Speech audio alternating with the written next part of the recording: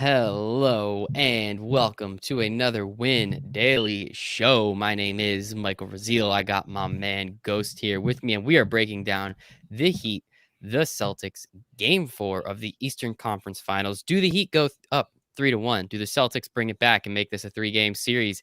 I don't know, but I'm excited to watch, and I'm excited to hear the analysis from my man Ghost here with me. But before we get there, make sure to smash that like button, as all YouTubers like to say. It's just fun to say it, honestly. Smash that like button. It is a blast to say, so please do it for us. Ask us some questions. Ghost here knows his shit, so let him help you make money. That's literally why we're here. This is why we do it. We do this for you. We have some fun. I hope you can tell. But we do this for you to help you make money. That's why we are here. We are here with Win Daily Sports. We appreciate each and all of you, but more importantly, Ghost, how you doing today, man? I'm doing well, Michael. How about you? I'm doing good, brother. I'm doing good. It's a good day to be alive. I'm very happy. I'm very healthy, excited to get into this slate with you a little bit. Yesterday, obviously, we spoke about the Nuggets and the Lakers. The Nuggets ended up taking it out. I turned the game off. They were up like 20 points in the fourth quarter. Guess I should have kept it on a little bit longer because it looks like the Lakers made a bit of a run. But that's the East Coast problem in me, man. I like to go to sleep a little too early, so I guess that one's on me. Did you enjoy watching that game last night? I did. I was a little shocked by the lack of rebounding by the Lakers there, and feel like that was their main culprit for taking that loss. But it was a great game. They made a very impressive run towards the end of the fourth. The end of the fourth. It was fun. And we already got some comments rolling in. We got Lillian. She's saying the Celtics are going to win. I'm not going to lie, Lillian. I'm rooting for the Heat. And I think Ghost is too. But again, I want game 7. However we get there, the journey, the path, you know that stupid ass cliche. The journey is more important than the destination. Not in this case. I just want game 7. That's exactly what I'm looking for. So we are here, again, with Win Daily Sports to help you break it down for the NBA DFS slate. It's a showdown slate. So we're going to be getting into it right now. Obviously, this is the only game we have. We don't have too much to worry about here. What we do have, though, is with showdown slates, we have a captain spot. So what does that mean? We get 1.5 times the points, and we get 1.5 times, and we pay 1.5 times the salary. So it just makes it a little bit more difficult. Here on DraftKings, it's much more important to hammer and make sure that we have the exact person in that captain spot, because that either makes our build a lot easier so we can fit the rest of the guys we want in, or we just slam Jason Tatum in there and hopefully the dude goes nuts like he's been going nuts recently. So we'll see. But Ghost, talk to me a little bit about this game. How do you see the script? How do you see this game playing out? Do you think it's going to be more of those defensive battles? Do you think one of these teams is going to run away? How do you think this is going to end up? Fairly tight rotations from both sides. Very important game here for both teams. Miami's trying to get a stranglehold on the series. Obviously, Boston's trying to tie it up and make it a best of 3 here. So I'm expecting pretty much 6-man rotations from both. Expect obviously guys like Brad Wanamaker and Derrick Jones Jr. and whatnot to get a few minutes here and there, making it a 7-8-man rotation. Guys like Grant Williams and whatnot. But pretty much the core minutes here are going to be 6 men on both the Miami and Boston side. Going to be a fierce battle. Both teams should be rested after that very awkward or weird, I guess I could say, 4 or 5 day layoff that they've had. So being in the bubble, it's hard enough as it is. Pretty much you're just playing basketball and there's not really much else to do. They're pretty much confined to their rooms. So I'm sure they were enjoying the rest and their body should be fully healed. I'm expecting a very intense game here from both sides. Yes, and I'm very excited for that intensity. It should be a lot of fun. I wonder how many people went fishing. I mean, it's kind of hot down in Florida. Maybe the weather's actually cooled off a little bit, so maybe they could get out there, get on the lake, and have some fun there. I'm very excited to see it. Lillian, again, Tatum is a god when he's in rhythm. I'm going to have to agree with you. I'm a big Duke fan. Hate Boston, love Duke. So this is a really weird setup for me, but I'm really enjoying it, and I do root the hell out of Jason Tatum. That dude is so much fun to watch, and I also hate Philadelphia. So that makes it even funnier because the Sixers traded the pick. You guys know the story. I don't need to get too deep into that, but that part's fun too for me. So let's talk about it. As we kind of went over the captain idea and what we kind of have to do first. So let's talk about it. Yesterday was really easy. There was 4 dudes. We're going to smash one of those guys into that captain spot. And from there, we're going to figure it out.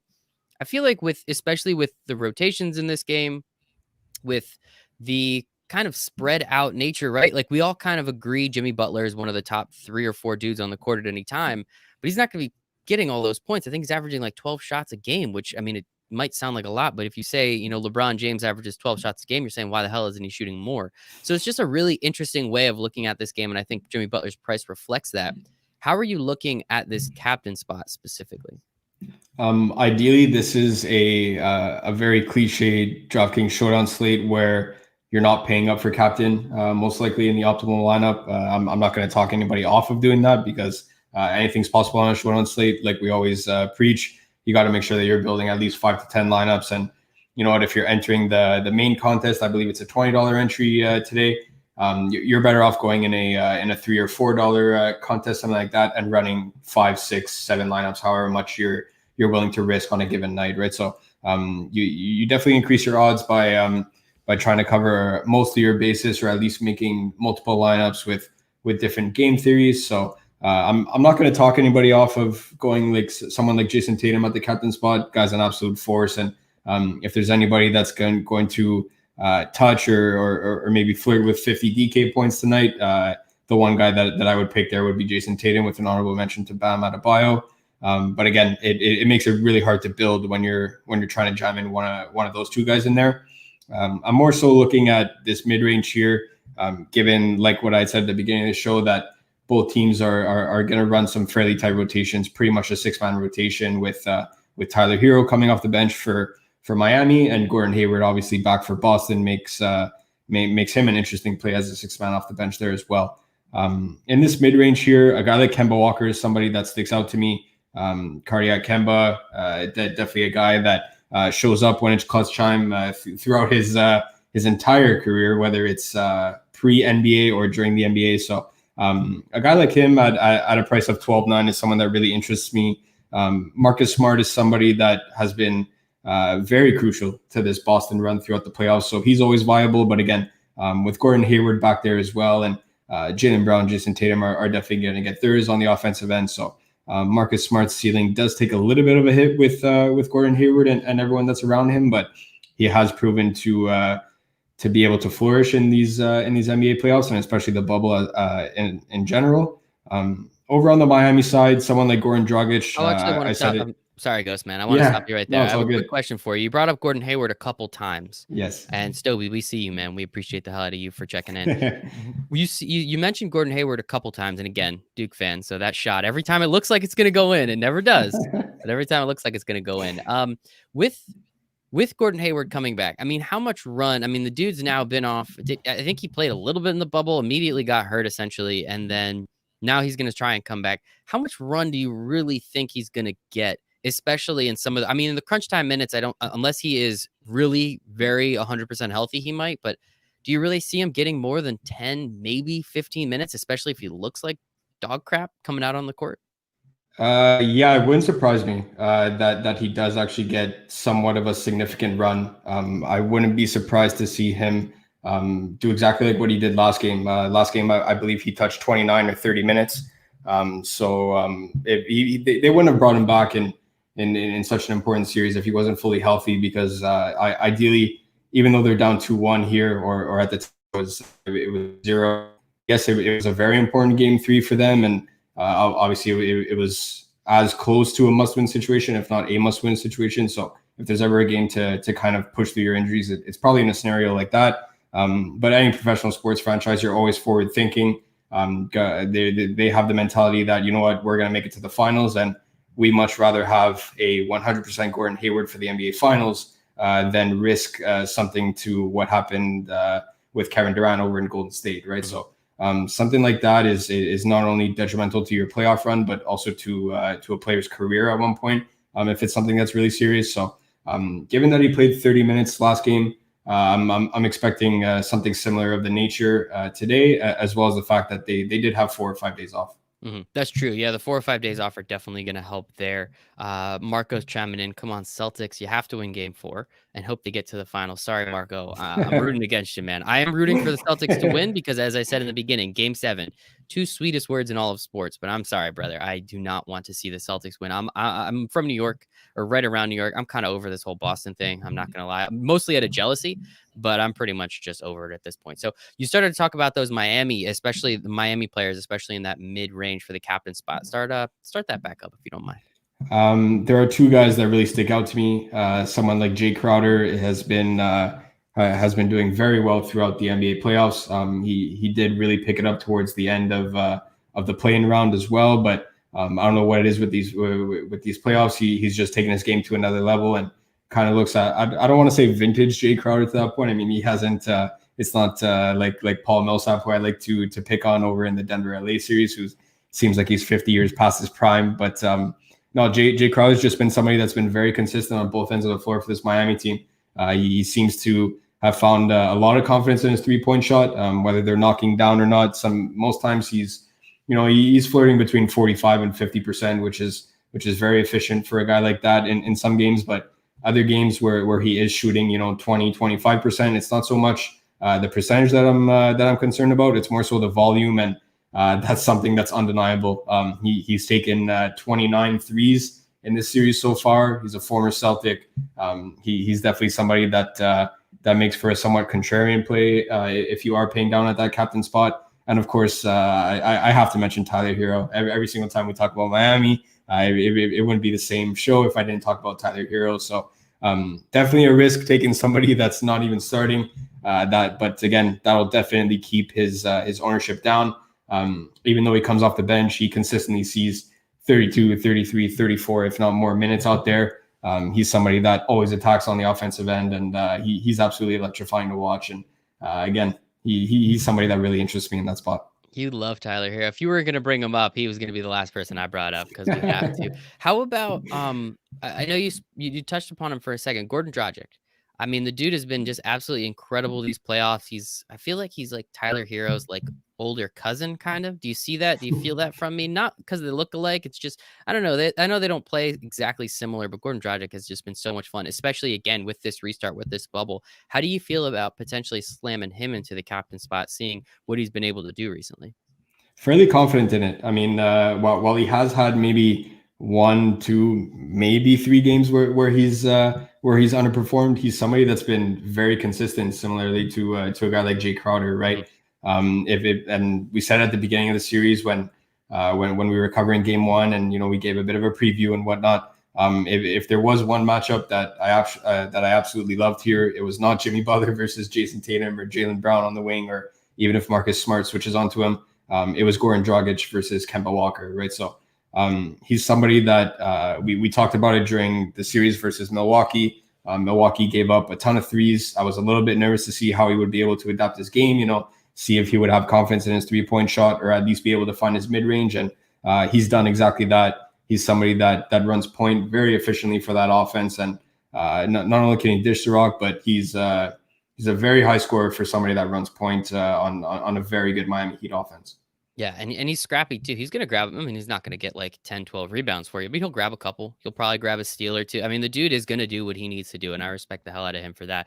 It also might be a contract here for him. So, hey, man, go get your money. You deserve it. So let's build a couple lineups here. I want to build one with Tyler Hero and the captain because you're just so in love with him. So we have to do that. I then want to build one with either Jason Tatum or Bam Adebayo and the captain, just to see what that's going to look like going with one of those higher price guys. Because with Tyler Hero, as you see, we have $8K left over. We could pretty much do anything we want, right? If you want slamming Jason Tatum, if you're feeling Jaylen Brown, if you're feeling Gordon Dragic, I mean, you have 2 players left with 20, 62, 50. I mean, there are players there. We can go with Jay Crowder right there. And then, you could pretty much do whatever you want. So I think, a Tyler Hero lineup, talk to me though. How do you like something like this? I mean, let's roll with Tyler Hero first. Where do you want to go next? Because essentially we can do whatever we want by putting him in here. So the main strategy for a slate like this, where I'm not typically paying up for a guy like Jason Tatum at the captain spot, we will build a lineup like that. As Michael said in a little bit, just to show you what it looks like. But in a showdown slate like this, I typically like to go as low as possible with my value and then set my player pool from there. So pretty much where I find the lowest value play that I'm comfortable slotting into a showdown slate, that's where I'll end up and work my way bottom up and see how much money I have left to see if I could jam in a guy like Jason Tatum, even with Bam Adebayo or Jimmy Butler, something like that. Mm-hmm. So if we take that concept, somebody that is definitely interesting, especially for showdown slates, is a guy like Duncan Robinson.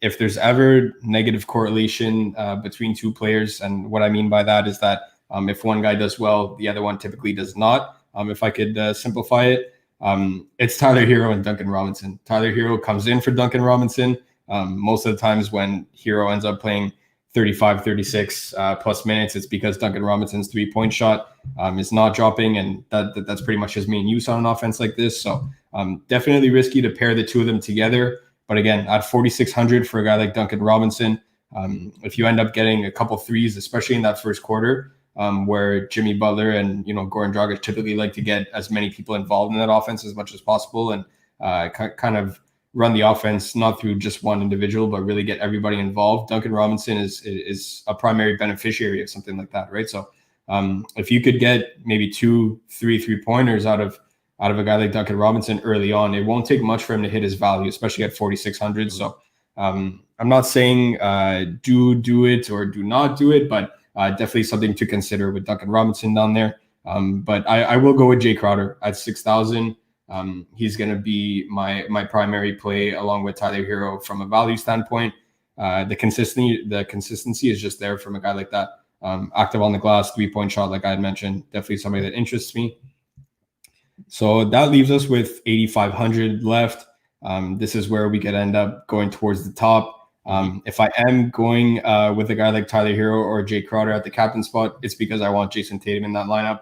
So we're going to go ahead and slot him in as well. I think it was Lily Ann who mentioned it, that Jason Tatum is an absolute monster, and I'm definitely on board with that. So quote unquote is a god when he is in rhythm. Love it, Lily Ann. I like it.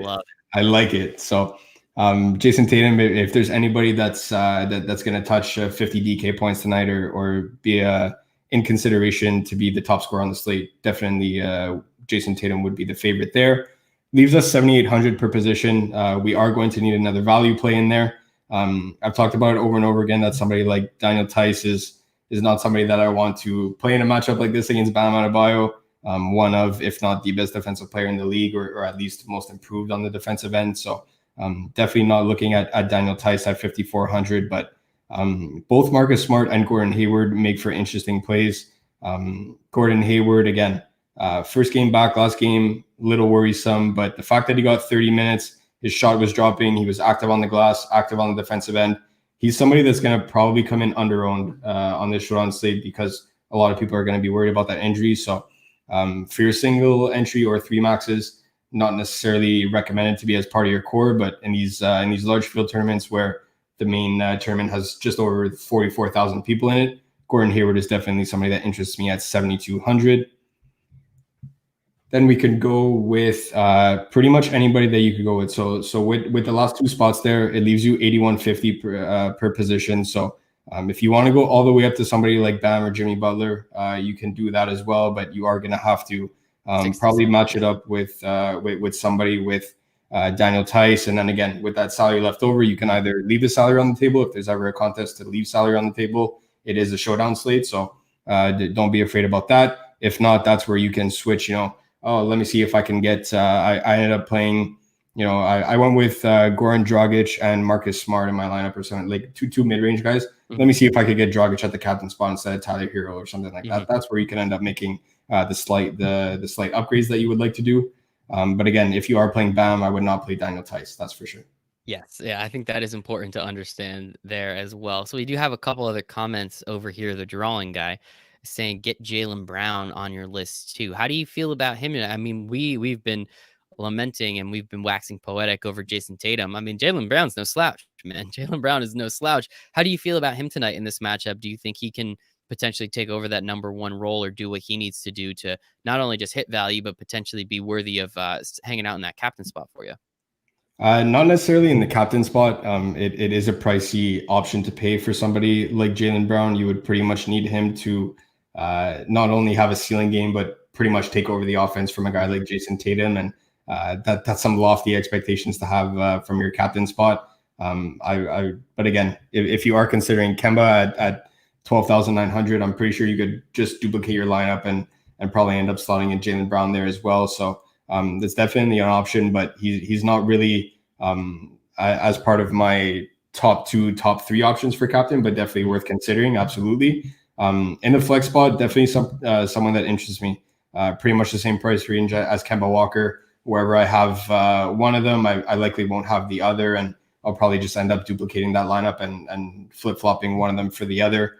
Jaylen Brown is somebody that has been performing very well in these playoffs, scoring in bunches, fairly consistent score. He's pretty much been touching 20 plus points or at least close to it in virtually every game. What you do need from Jaylen Brown to get that ceiling game where he's flirting with 40, 45 DK is where he's active on the glass, where Daniel Tice is pretty much either out of the game or at least pretty much non-existent because he's either in somewhat of foul trouble or he's just absolutely gassed from trying to contain Bam, right? So if he's able to take advantage of some of the longer rebounds and really get active on the defensive end as well, you're going to need a couple steals from him.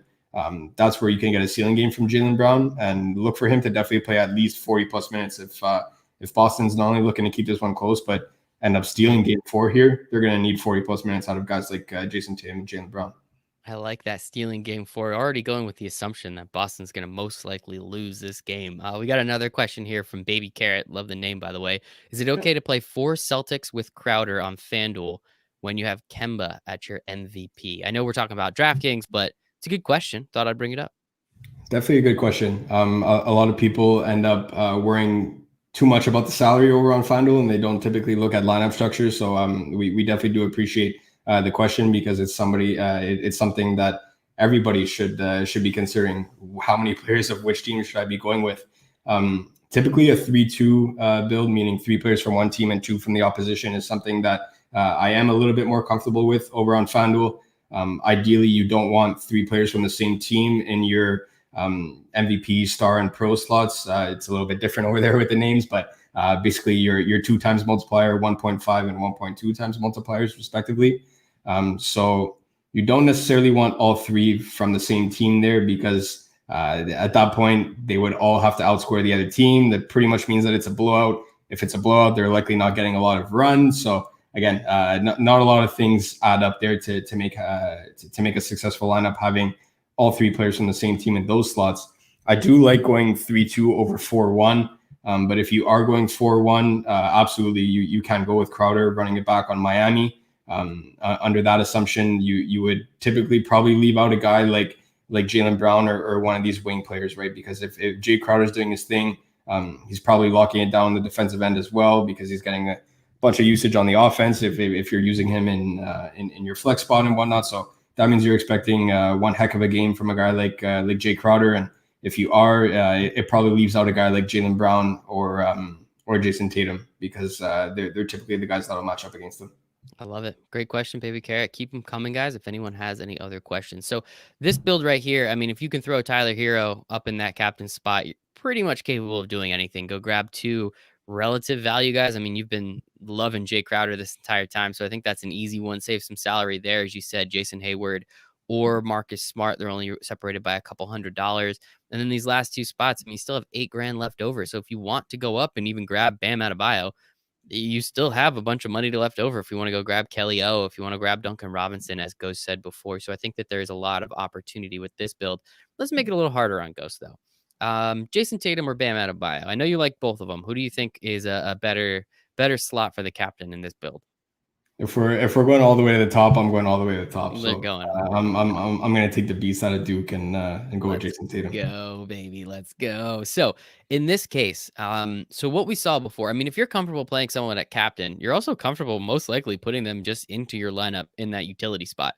And the nice thing about this is if we do play Jason Tatum, the one guy that Ghost really wants to play, the 2 guys, you can go Tyler Hero and Jay Crowder. And bang, now you already have over $7,000 left per player. It's going to be a little bit more difficult to grab someone like Bam, like Jimmy. You can still probably grab Jaylen Brown, but you can already right off the bat be able to build some lineups. So how does that, would this be somewhere you would at least start with these first 3, potentially going in this spot, or you want to change it up a little bit? No, I do like that. And you know what? This is the type of lineup that if you are going Jason Tatum at the top and you are trying to jam in one more stud from the top of the price range, whether it be, I don't know if you can necessarily get Bam without stooping into one of the value plays that I'm not too comfortable playing with, given that, again, I expect very tight rotations from both sides here. This is a scenario where I am okay playing both Duncan Robinson and Tyler Hero in the same lineup because it does allow you to get 2 more players from that $8,000 range. Mm-hmm.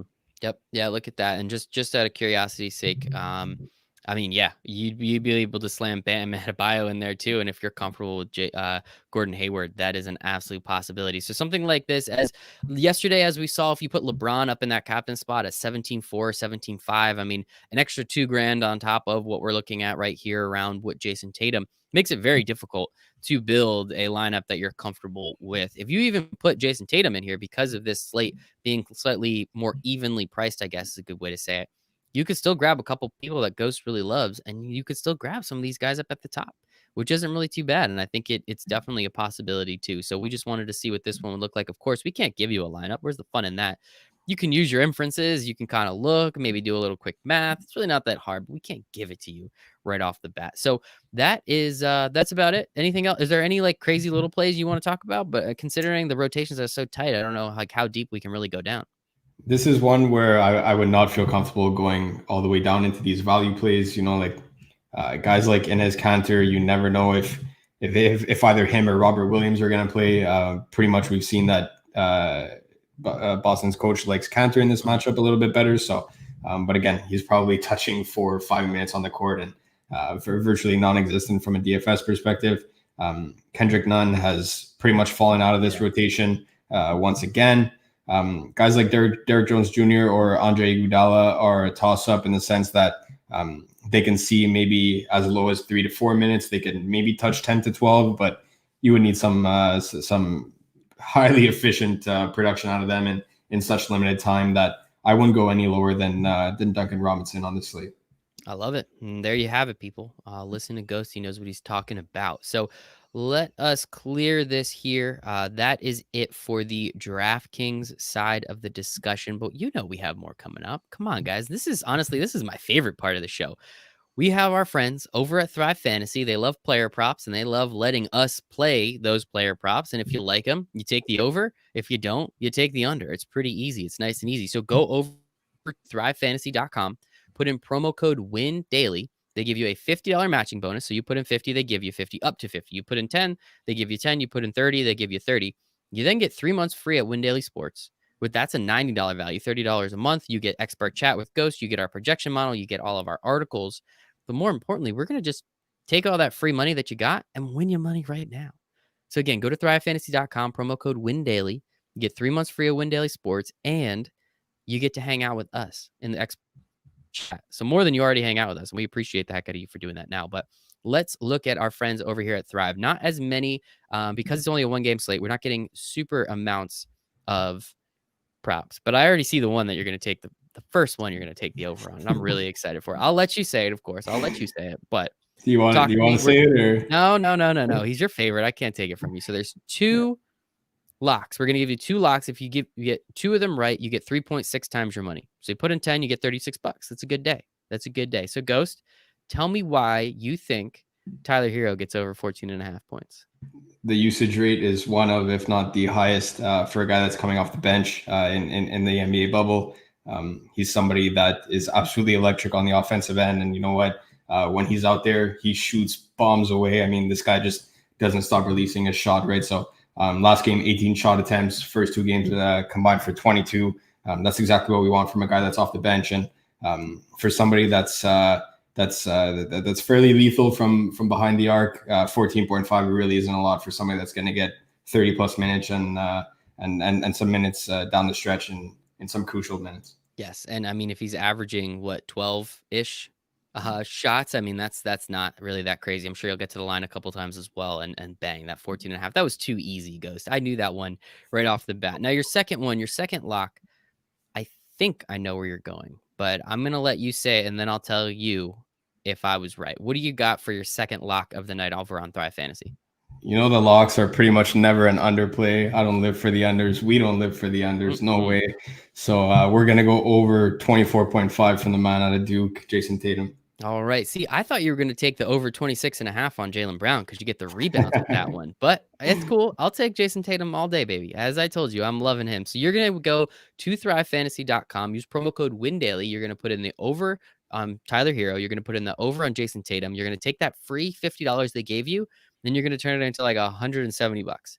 Not that bad. On top of that, again, you get 3 months free of Win Daily Sports, where you get our expert chat, where you can go ask Ghost questions anytime you want. NBA, we still have the rest of the conference finals. We have the NBA finals. He's in baseball. He's in football. We're making money in football too. So take advantage, people. Come over and make some money with us. But now we need a couple more frisky plays. So there's only so many things we can do. Where are you going with this second or this first frisky play? So our third play of the night. If you're really feeling it, you can go and put in a third play. And what do you get for that? Oh, if you get 3 out of 3, you get 6.2 times your money. So $10 turns to 62. So let's see how much money Ghost can make you tonight. What do you got, Ghost? What's our third play of the night? Such limited options here. Yeah. This is where the frisky plays are definitely friskier than during the regular season. But I will take over 28.5 PRA points, rebounds, and assists for Cardiac Kemba. I love it. Cardiac Kemba, baby. Yes. Go back and watch some of those shots, people. He was incredible that year at UConn. I like that one as well. Do you have a fourth for us? Because there's a couple interesting ones. I mean, we check down here that Marcus Smart one. That's interesting. What are you thinking? Do we get one more, or are we gonna hang out with 6.2 times our money and call it a good night? So we'll go 4 for 4 on the overs here. I'll take 22.5 points and rebounds for Goran Dragic. I think both point guards show out in this game. I love that. That's good stuff, man. That is a lot of fun. Let's take that. Look, people, we're here for the overs. Life's too short to root for no points, to root for no rebounds. Why would anyone want to do that? Let's take the overs. Let's have some fun doing it. Just realize Gordon's not quite on the page here. There we go. Let's do it, people. So again, go to you can go to windailysports.com, but give it a second. You can go to ThriveFantasy.com, promo code WinDaily, $50 free. If you use promo code WinDaily, you get 3 free months of WinDaily Sports. We just made you so much money in DFS. We just made you so much money in player props. It is a good day. Ghost, we appreciate the hell out of you. Where can everybody find you on the internet? At DFS_Ghost over on Twitter, and of course with the WinDaily Sports team in our Discord channel. And if you want to hang out in that Discord chat and just kind of see what we're up to and see why everybody loves it so much, you can go to windailysports.com/chat. You get 7 free days in that Discord chat. And you can ask us all those questions. You can ask Nick and Sia and myself all these questions. We'll win you a bunch of money in sports betting, win you a bunch of money in DFS and player props. And it is a good day. You can find me at Michael Rasile1. Make sure to follow us at Win Daily Sports. And we all hope you make it a very profitable Game 4 of those Eastern Conference Finals. Let's go Heat, baby. Let's go Heat.